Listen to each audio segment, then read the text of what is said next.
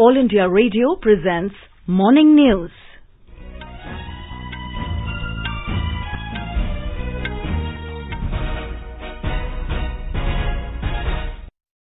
Good morning. I am Sarabjit Kaur and with me is VC Pramod. The headlines. Prime Minister Narendra Modi to hold summit with his Finnish counterpart Sanna Marin today. The two leaders to review entire spectrum of bilateral relations and exchange views on issues of mutual interest. Notification for fourth phase of assembly elections in West Bengal to be issued today. India crosses an important milestone in COVID-19 vaccination by administering over 3.17 crore doses. Centre appoints high-level team to review medical care and public health arrangements for Kumbh Mela at Haridwar. Lok Sabha Speaker Om Birla says no parliament should discuss laws passed by other parliaments and internal issues of other sovereign countries. Environment Minister Prakash Javadekar says world has accepted India's leadership position in terms of championing measures to mitigate climate change. Two terrorists, including top Jaish-e-Mohammed commander, killed in an encounter with security forces in Shopian district of Jammu and Kashmir. RBI asks banks to implement the image-based check truncation system in all branches by September 30th. In cricket, third T20 match between India and England to be played at Narendra Modi Stadium in Ahmedabad this evening. Gujarat Cricket Association decides to hold remaining matches of the series behind closed doors due to rise in COVID cases.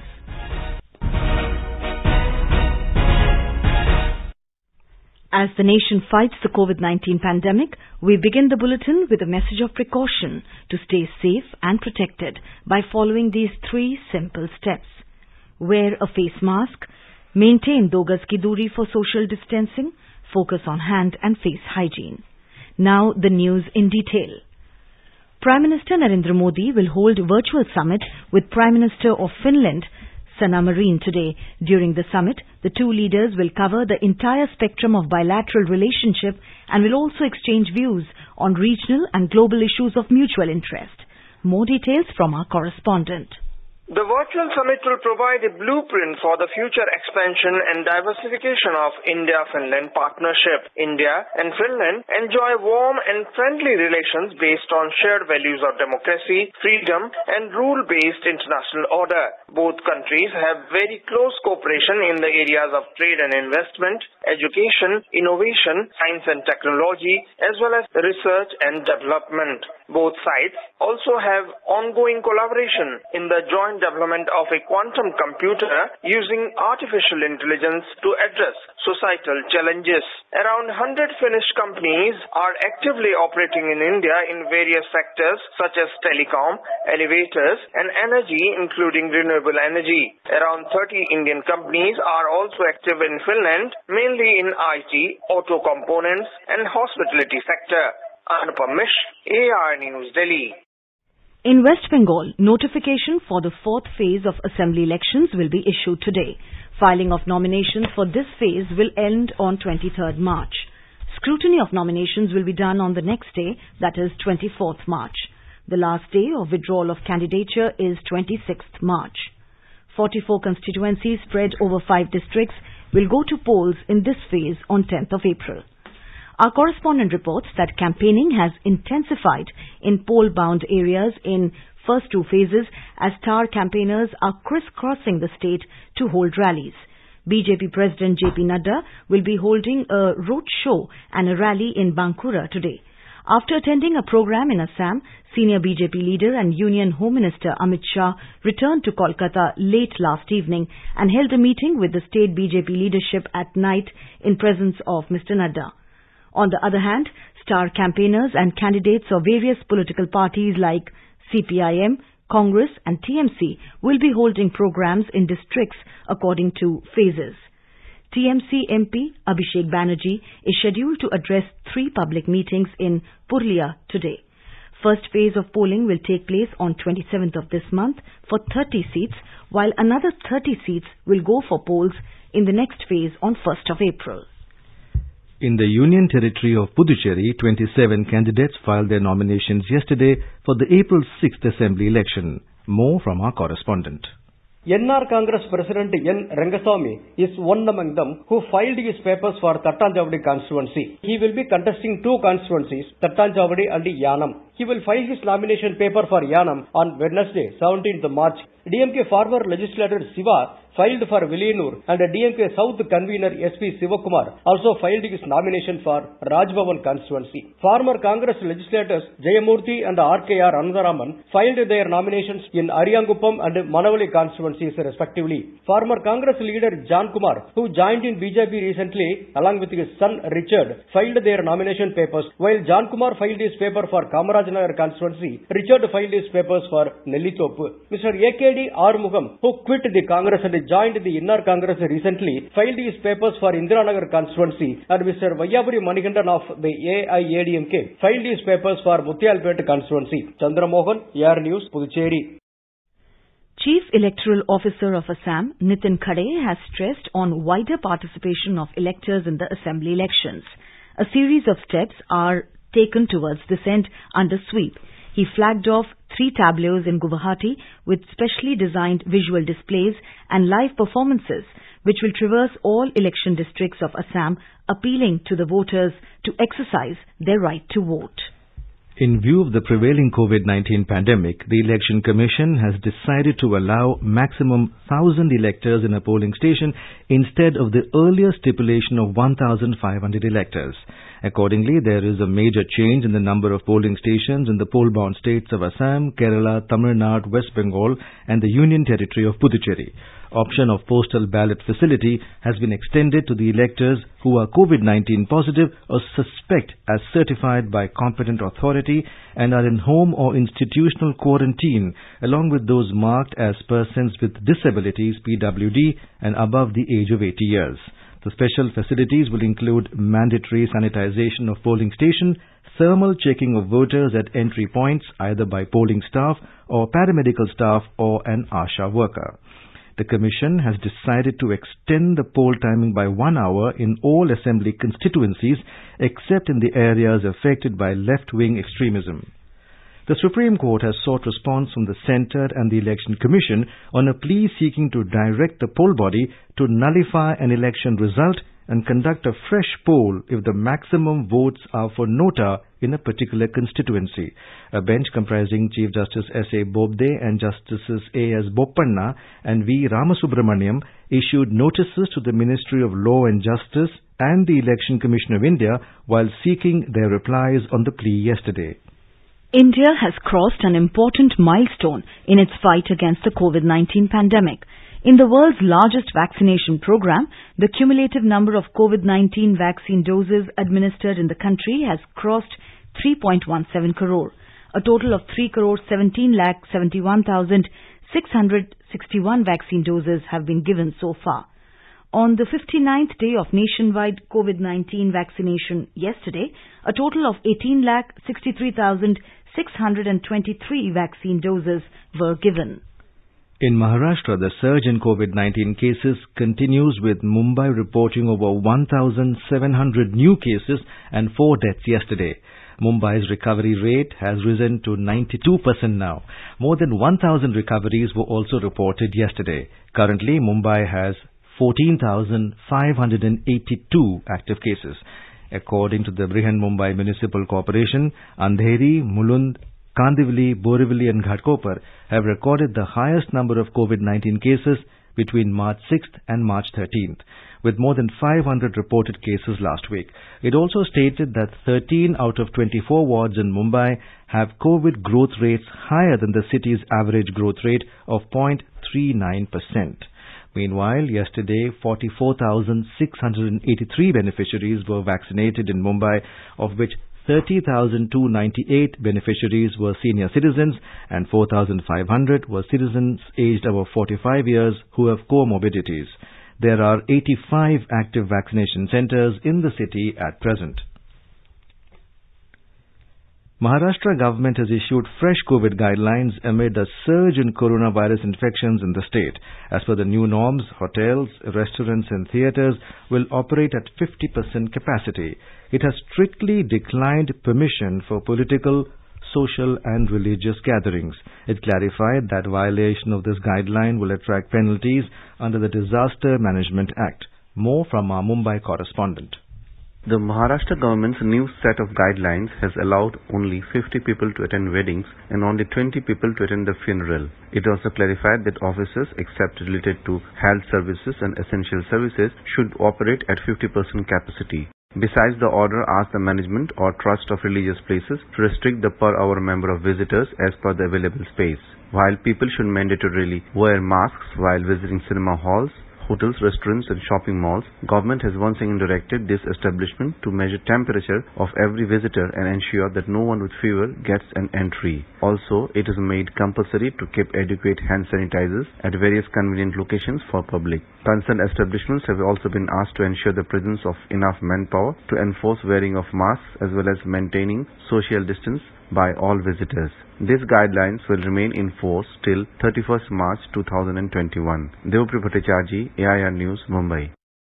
In Gujarat, 1,07,323 persons were vaccinated against COVID-19 yesterday. Most of them were above the age of 60 years or above the age of 45 years with comorbid conditions.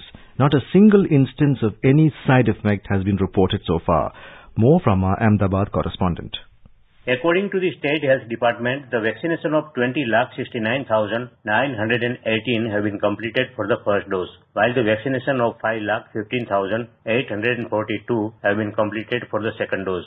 Meanwhile, 890 new cases of COVID-19 reported during the last 24 hours, while 594 patients have been discharged from the hospitals after recovery. Total 2,69,955 patients have been recovered from COVID-19 till now. At present, Gujarat has 4,717 active cases of COVID-19, out of which 56 patients are on ventilator. Maximum 262 new cases reported from Surat yesterday. Yogesh Pandya, AIR News, Ahmedabad. A young medical student of first-year MBBS, Ms. Vishnu Priya, took the shot of vaccine against COVID-19 at AIIMS Rajkot. After getting the vaccine, she termed it very safe. It's very safe. It has no side effects, and you all should take the vaccine for the well-being of our country. And you have to wear mask, keep social distancing, wash your hands properly for the well-being of our country and for the health of all our people. Stay safe, stay healthy. Odisha has crossed a milestone in vaccinating more than 1 lakh senior citizens against COVID-19 on a single day yesterday. Out of the total 1,21,572 persons who took the jabs yesterday, 1,273 beneficiaries were people above 60 years of age. A report from our Bhubaneswar correspondent. In keeping with its target of vaccinating 1 lakh senior citizens per day, Odisha Health Administration arranged as many as 927 session sites across the state to vaccinate 1 lakh plus beneficiaries yesterday. Barring senior citizens, about 5,000 healthcare workers and above 15,000 frontline workers were also given their second vaccine shot. And with these, Odisha has already delivered vaccine doses close to 13 lakh to the eligible beneficiaries as on date. Meanwhile, fresh recovery and new case discovery continue their struggle to overpower each other on a daily basis, with the state reporting 66 fresh cases as against 70 recoveries during the last 24 hours. Girish Chandra Das, AIR News, Bhubaneswar. The centre has deployed a 3-member high-level team to review medical care and public health arrangements for Kumbh Mela at Haridwar in Uttarakhand. The team is being led by Director, National Centre for Disease Control, NCDC, Dr. S.K. Singh. Additional Director Dr. S.K. Jain and Deputy Director Dr. Meera Dhuria, both from NCDC, are the team members. Ministry of Health said that the team will focus on the status of implementation of the standard operating procedure for the Kumbh Mela issued by it in the context of implementing preventive measures to contain spread of COVID-19. The team will also review the implementation of its field-level recommendations given to the state during its last visit a month back. In the Lok Sabha today, the Constitution Scheduled Caste Order Amendment Bill 2021 is scheduled to be taken up for discussion. Also in the lower house, discussion and voting is scheduled today on the demands for grants of the Ministries of Railways, Education, Health and Road Transport and Highways for the current financial year. the Medical Termination of Pregnancy Amendment Bill 2020 and National Commission for Allied and Healthcare Professions Bill 2020 are scheduled to be taken up in the Rajya Sabha today. Discussion on working of Ministries of Railways, Tourism and Food Processing Industries scheduled is also to be held in the Upper House today. You are listening to the morning news on All India Radio. A reminder of the headlines before we move on. Prime Minister Narendra Modi to hold summit with his Finnish counterpart Sanna Marin today.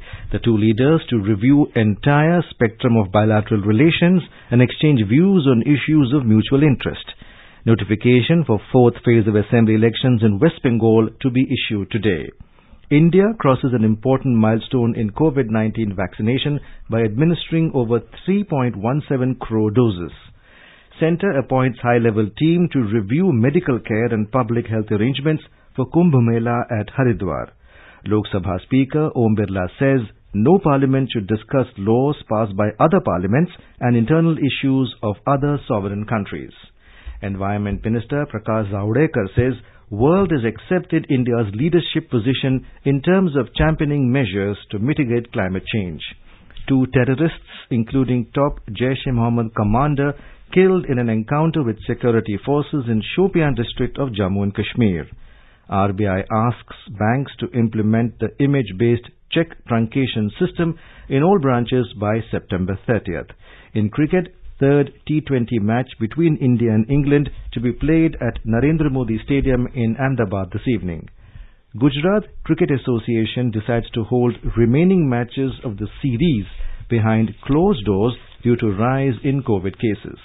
For quick news updates around the clock, follow us on Twitter at AIR News Alerts.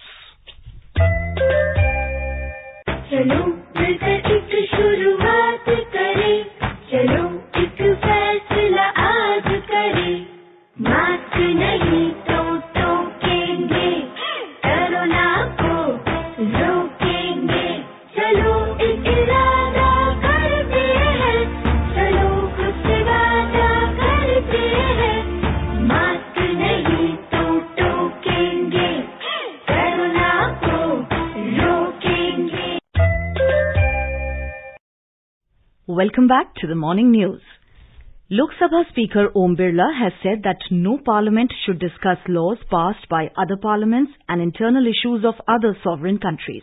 Mr. Om Birla made this statement when President of the Inter-Parliamentarian Union IPU, Duash Pasheko, called on him at the Parliament House in New Delhi last evening. Mr. Duash Pasheko is on a week-long visit to India on the invitation of the Indian Parliament. IPU President will attend a felicitation ceremony and address India's Parliament members this morning. Referring to the strong historical ties of India with the IPU, Mr. Birla said that India has a rich democratic and cultural heritage of thousands of years. He said that the Constitution of India has guided the country on the path of prosperity. Mr. Birla appreciated the Portugal government for their support to India's point of view for reorganization of the UN Security Council and India's permanent membership of the Council. Referring to the challenges of COVID-19, Lok Sabha Speaker emphasized that India has always played the role of a responsible international partner. He said India has supplied COVID-related treatment materials to more than 154 countries and it has deployed rapid response teams in several countries to tackle the COVID-19 menace.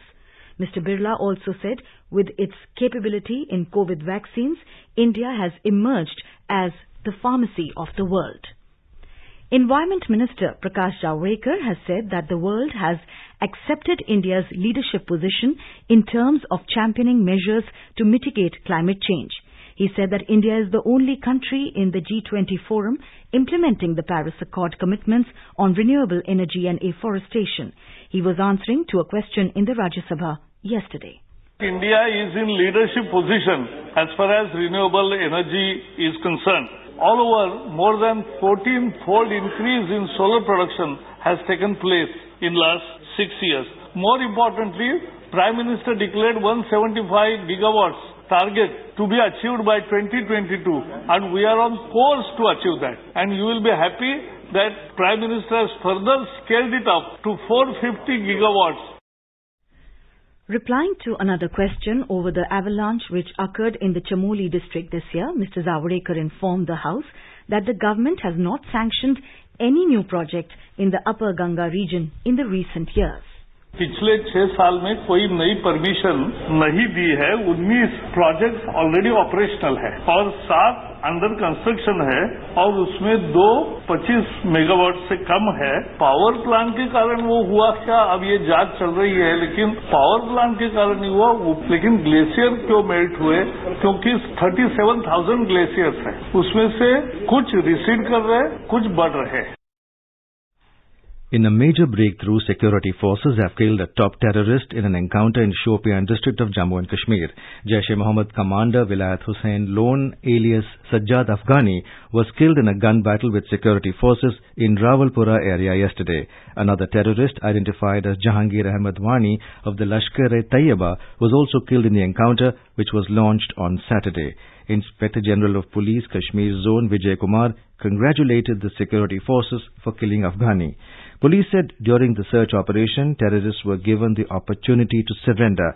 However, they fired indiscriminately upon the joint search party, leading to the encounter.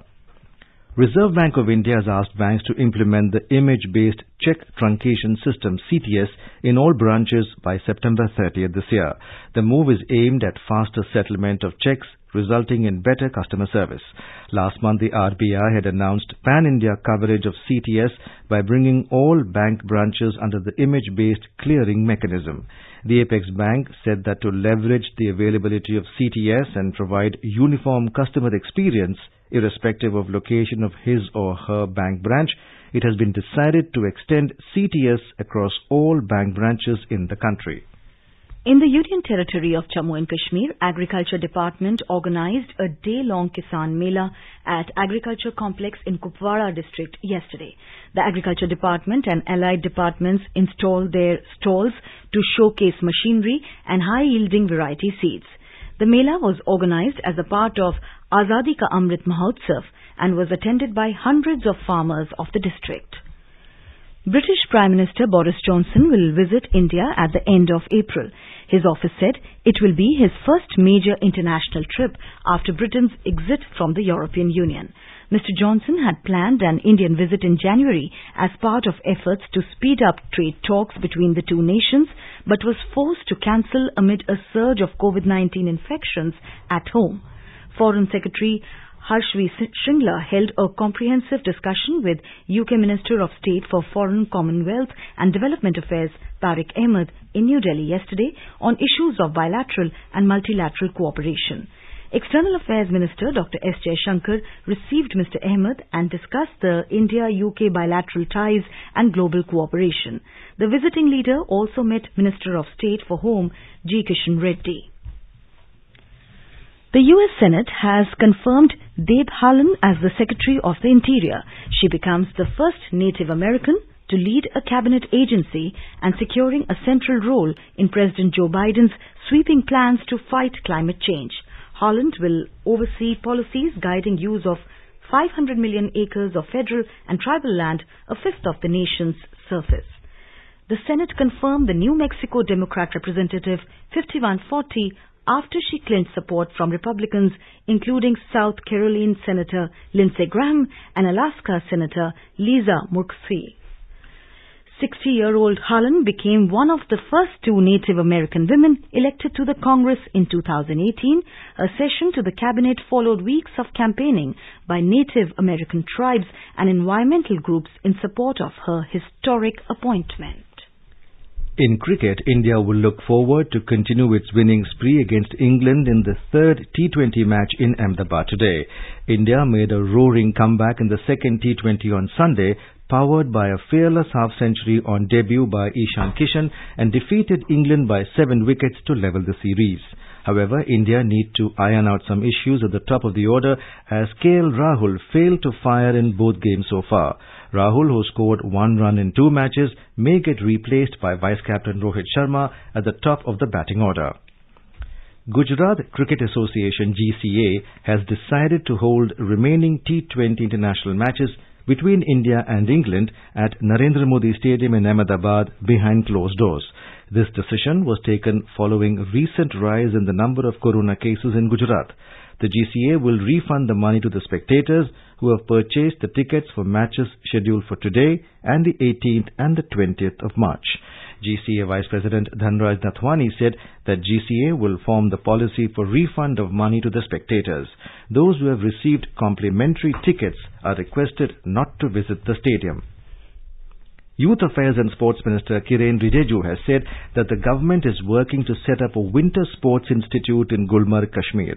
The minister was replying to a question in the Rajya Sabha yesterday. अभी जो खेलो India winter games आयोजित किया गया गुलमर्ग में, मैं वहाँ 2 दिन थे और रिकॉर्ड पार्टिसिपेशन हमने देखा और जो उत्साह जम्मू कश्मीर के अंदर में जो देखा है, खासकर गुलमर्ग में, ऐसा जम्मू कश्मीर के इतिहास में इस तरह का उत्साह से बड़ा कार्यक्रम आज तक हुआ नहीं है। और मैंने वही स्पोर्ट में घोषणा करके आया, इस साल से नेशनल कैंप, क्योंकि ओलंपिक्स होते हैं विंटर गेम्स, वो वही गुलमर्ग में होगा, उसका सारा फंडिंग हम खेल मंत्रालय से करेंगे। हमने वहाँ world standard winter sports academy Gulmarg में इंस्टीट्यूट करने का भी घोषणा किया है, उसका अप्रूवल भी हो चुके हैं और दुनिया का एक जाने माने विंटर स्पोर्ट्स का इंस्टीट्यूट गुलमर्ग में आपको बहुत निकट भविष्य में देखने को मिलेगा। A tripartite concession agreement has been signed between the National Mission for Clean Ganga, NMCG, Uttar Pradesh Jal Nigam and GA Infra Private Limited Lahoti Buildcon Limited for development of sewage treatment plants, STPs, for Moradabad. The contract was awarded at a cost of over 99 crore rupees. Ministry of Jal Shakti said that the project is aimed at eliminating flow of untreated sewage from Moradabad city into the river Ganga, thereby reducing pollution load in the river. And now let us take a look at the weather forecast for today. The national capital Delhi has a misty morning with minimum temperatures recorded at 18 degrees Celsius. The maximum will be nearly 33 degrees. Mumbai will have a mainly clear sky. The minimum temperature was 24 degrees while the maximum will be around 36 degrees. Chennai with a partly cloudy sky will have a maximum of 36 degrees Celsius. Kolkata with a clear sky is likely to record a maximum of 35 degrees Celsius while the minimum may go up to 23 degrees. In Srinagar and Jammu, the sky will be generally cloudy with light rain. The temperatures will hover between 6 and 10 degrees Celsius in Srinagar, while in Jammu, the temperature will vary between 13 degrees and 28 degrees Celsius. Leh with partly cloudy sky will have a maximum temperature of around 10 degrees Celsius, while the minimum was minus 5 degrees Celsius.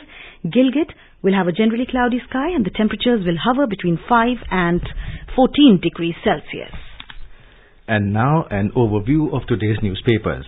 In view of the spike in cases, Modi to meet all CMs again amid rise in COVID infections, writes the Hindustan Times. Quoting the Union Health Minister, the Hindu writes, laxity in COVID-19 protocols is fueling cases.